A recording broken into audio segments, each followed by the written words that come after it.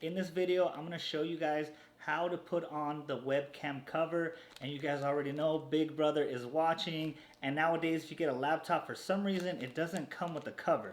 So this one is a 2-pack. As you guys can see, there's 2 of them here. There's room for 3, so there's also 3 packs, or you could buy the single. I do have another laptop that I want to put it on.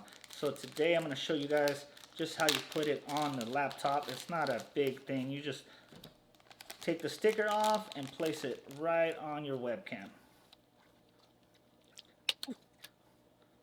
This is how tiny it is, and then on the back side it does have a sticky, so all you have to do is peel it off and then throw it right on your webcam. So let's check it out.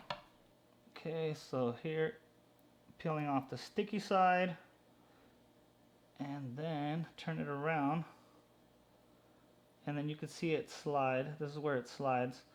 So we are gonna put it right on top like so.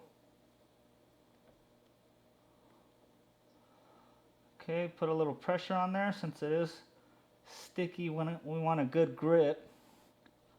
Okay. Now all you gotta do is slide it over like so, and we are good to go.